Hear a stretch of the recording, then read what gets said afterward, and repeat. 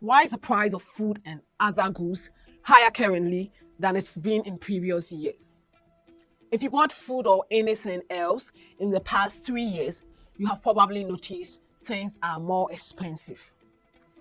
If you found yourself surprised or frustrated, you are not alone. Food prices made their highest jump ever in 1 year, 27.6 percentage points between 2020 and 2021. With 2022's average rise in price index, 24, not trailing far behind. So what is going on? The short answer is inflation. In this series, we'll discuss how inflation rates vary across regions and what is making it worse in some places. We'll also look at the impact of high inflation, current debate among economists and policymakers on the best way to address inflation, and finally, what individuals can do in high inflationary environment to ease the burden. Let's get into it. Inflation is a measure of how much more expensive a set of goods and services has become over a certain period, usually a year. Inflation is generally caused by an increase in the overall demand for goods and services, a decrease in the supply of those goods and services, or a combination of both. The current inflationary environment is primarily driven by three forces. One, the COVID-19 pandemic, which disrupted supply chains and made it harder to get many raw materials and goods. Two, the Russia-Ukraine war, which has significantly impacted the availability and cost of oil and grain for importing nations. And finally, extreme heat and drought caused by climate change, which has hindered agriculture and economic activity, driving up the price of food and goods. Global inflation was generally moderating when the pandemic began, but the average global cost of living rose more in the first 18 months after the start of 2021 than it did during the preceding 5 years combined. In 2021, almost half of all countries saw double-digit inflation rate or higher. However, according to the International Monetary Fund, there has been some relief, and reduced demand, improved supply chains, and interest rate hikes all suggest things might improve. But the continued war and extreme weather events are likely to reduce the impact of the other three factors. Global headline inflation in the baseline is set to fall from 8.7% in 2022 to 6.8% in 2023 on the back of lower commodity prices, but underlying core inflation is likely to decline more slowly. Inflation's return to target is unlikely before 2025 in most cases. How do inflation rates vary across regions, and what is making it worse in some places rather than others?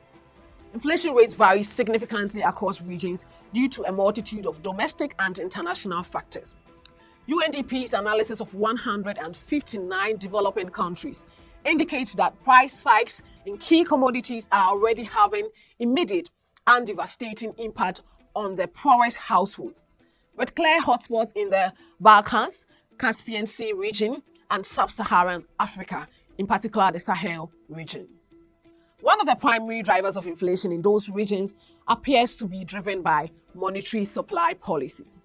An example of this is injection of large amounts of money into the economy, like witnessed in Venezuela.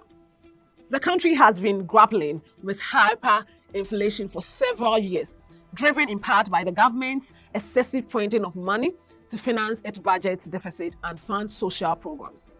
The surge in the supply of cash has led to a drastic increase in prices, and in 2019, the inflation rate in Venezuela reached a staggering 10 million %, according to estimates by the International Monetary Fund. This is equivalent to the cost of bread going from $1.85 to $10 million and $1.85 in less than a year. Another factor contributing to current inflation variation is supply-side constraint. When production and supply of goods and services are insufficient to meet rising demand, prices tend to increase. Supply-side shocks such as disruptions in production, natural disasters, or trade barriers can exacerbate inflationary pressures. For instance, in the 2000s, the Zimbabwean government implemented land reforms that disrupted agricultural production, leading to a sharp decline in food output. In combination with economic mismanagement and political instability, by 2008, Zimbabwe's 79.6 billion percent inflation rate was the second highest incidence of hyperinflation on record. This is effectively a daily inflation rate of 98, an almost doubling of prices every single day. In sub-Saharan Africa, inflation has been driven less by a change in domestic activity and more by international trends. Given their over-reliance on processed imports and commodity exports, they have been more vulnerable to the impact of exchange rate swings, international supply chain disruptions, and natural disasters.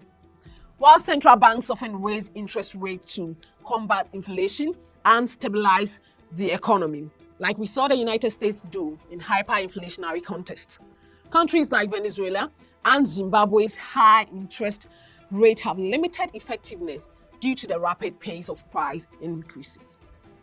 In those contexts, higher interest rates can worsen economic conditions as individuals and businesses struggle to access credit in dire conditions. What impact does high inflation have on individuals, businesses, and the overall economy? According to the United Nations Development Programme, a staggering 71 million more people around the world experience poverty as a result of higher food and energy prices in the weeks following Russia's invasion of Ukraine.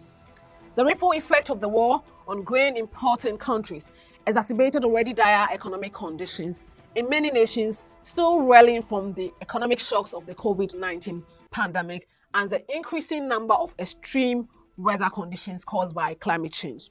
High inflation erodes the purchasing power of individuals' income, disrupt businesses' operations, and create instability in the economy. The aforementioned cases of Venezuela and Zimbabwe provide notable case studies of inflation's impact. During the extreme inflationary environment of 2019, many Venezuelans saw their wages and savings become nearly worthless in a short time span. The sharp rise in prices made it increasingly difficult for people to afford essential goods like food and medicine. As confidence in the economy waned and people lost spending power, companies struggled to plan for the future or set appropriate prices, given the volatility of their cost. Combined with the devaluation of the currency, businesses that relied on import or export were navigating a tumultuous landscape. The hyperinflation and economic instability led to a significant contraction in Venezuela's GDP. In 2019, the country's GDP is estimated to have declined by around 35% according to the International Monetary Fund. This decline in economic output reflects the severe impact of hyperinflation on businesses, investment, and the overall economic activity. We saw a similar situation in Zimbabwe in 2000s. Many individuals saw their life savings vanish overnight, and many businesses struggled to operate in such a volatile economic environment. Price increases occurred multiple times a day, making it nearly impossible for businesses and customers to respond. Unsurprisingly, 2008 was a time of real hardship and poverty, with an unemployment rate of close to 80% and a virtual breakdown in normal economic activity. Now let's look at some ongoing debate among economists and policymakers on the best way to address inflation. One debate centers on the role of monetary policy in addressing inflation. Some economists argue that central banks should use interest rate as the primary tool to control inflation. They believe that by raising interest rate, the central bank can reduce spending and investment, which helps cool down the economy and decrease inflationary pressures. Within this group of economics, some argue for a more aggressive approach, such as raising interest rates to curb inflationary pressures. Others also advocate for a more gradual or accommodative approach, emphasizing the need to support economic growth alongside controlling inflation. On the other hand, other economists suggest that relying solely on interest rates may not be sufficient, and a more comprehensive approach that considers fiscal policy and financial stability is needed. Fiscal policy refers to the use of government spending and taxation to influence the overall state of the economy. They argue that while monetary policy subdues inflation in the short run, or short-term, fiscal policy can put the economy on a sounder long-term footing through investment in infrastructure, healthcare, and education, and also fair distribution of incomes and opportunities through an equitable tax and transfer system and provision of basic public services. According to them, the goal is to create an economic environment that can withstand shocks. As you can imagine, there are also debates around the role of fiscal policy in addressing inflation and economic stability, but that is a whole other series. There is also an ongoing debate about the effectiveness of supply-side policies in addressing inflation. Supply-side policies aim to increase the productive capacity of an economy, thereby reducing price pressures. Proponents argue that measures such as deregulation, whereby the state increases market freedom, tax cuts for businesses, and investment in education and infrastructure can enhance productivity and decrease inflationary pressures. However, critics argue that supply-side policies may take time to yield results and may not be sufficient in addressing short-term inflationary spikes. The other debates in this space, including the value of price controls, wage moderation, and protectionist policies to limit the impact of global factors. What are some things individuals can do in high inflationary environment to ease the burden? Here are some things you can do to ease the burden. Diversifying income sources.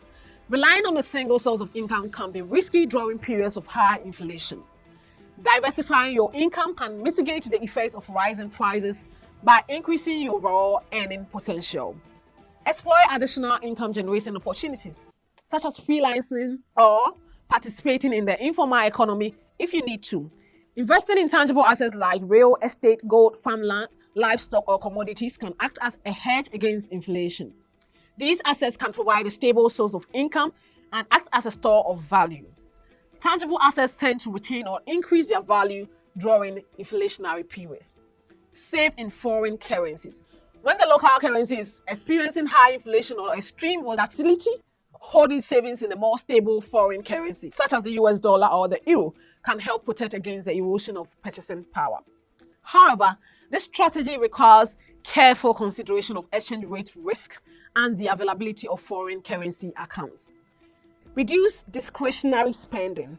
Prioritize spending on essential needs such as food, healthcare, and education while reducing discretionary expenses.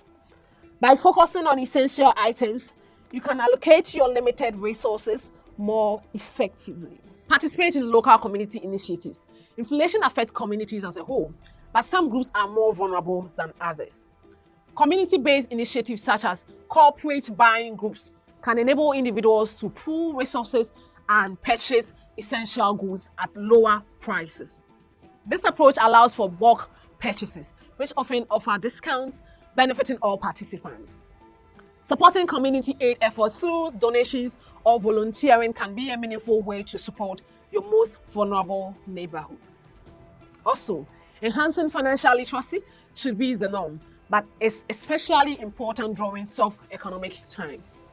Understanding how to budget, save, and invest can empower individuals to make informed financial decisions and better navigate inflationary environments. It's important to note that effectiveness of these strategies can vary depending on the specific circumstances and economic conditions of your country. This is not an investment advice. Speak to an investment professional or do your research before taking action.